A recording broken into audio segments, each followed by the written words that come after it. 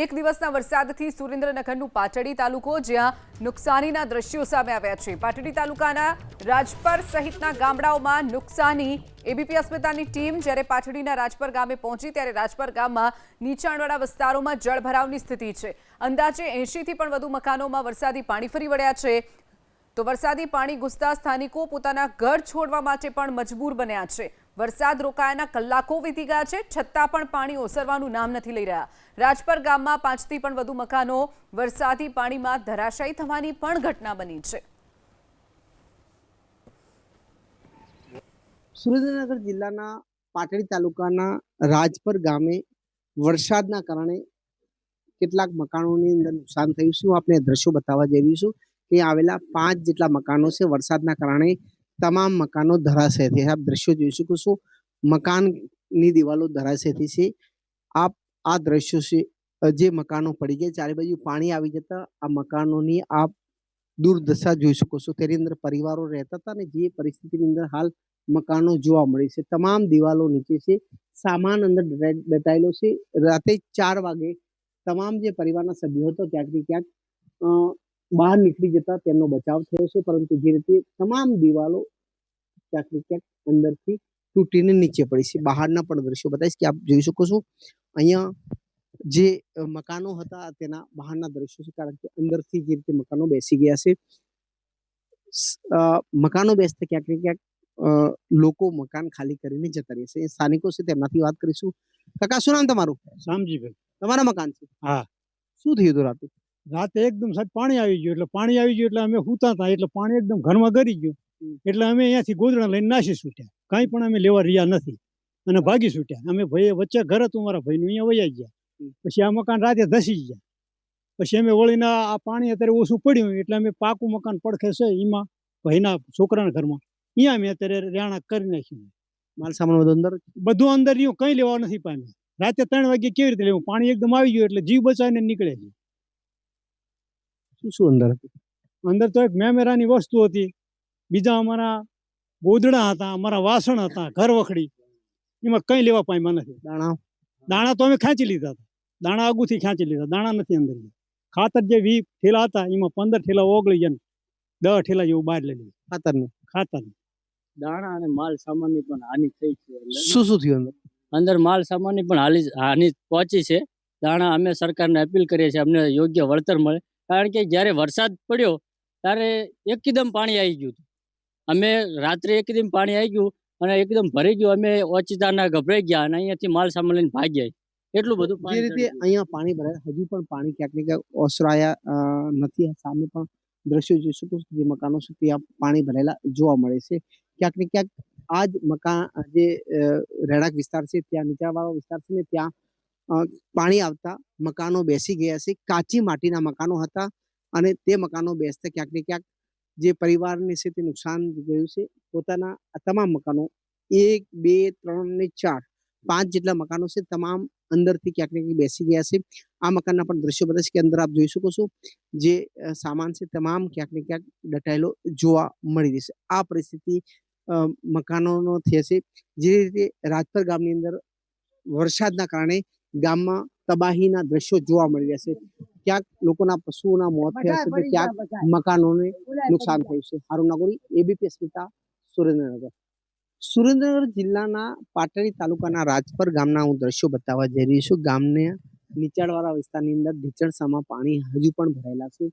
આ નીચાણવાળા વિસ્તારની ગલીઓ આપ જોઈ શકો છો, અહીંયા 50 થી વધારે મકાનો આવેલા છે ને તે મકાનોની અંદર પણ ક્યાંક ને ક્યાંક પાણી છે। અહીંયા આ ડેલી આવેલી છે, તેમના ડેલીની અંદર પણ પાણી છે। આપ દ્રશ્યો જોઈ શકો છો કે કઈ રીતે ડેલીની અંદર પાણી છે। લોકો પાણીમાં રહેવા મજબૂર બન્યા છે। અહીંયા પુરુષ છે તેમનાથી વાત। કાકા, શું નામ તમારું? નારાયણ। કેટલું પાણી ઘરમાં? ઘરમાં હાથોળામાં પાણી, બહાર ઢીસણ હામું, બહાર સાતી હામું ખૂબ પાણી હતું, પણ નીકળે એવું અમારા બહાર જ નથી ને તે તો એમના ટકી રહ્યા વળે તો એમના હું તો જીવ જ નથી અહીંથી ઘરમાં હું તો અહીં પાણીમાં આવી નહીં જતો, હું તો ભાતે અહીંયા આવતું। બીજા બૈરા છોકરા જતા રહ્યા હતા, હું એકલો જ હતો અહીંયા। બૈરા છોકરા જતા રહ્યા હતા, હજી પાણી ઓસરાયા? હજી પાણી નીકળ્યું નથી, હજી પાણી મળપા હોય।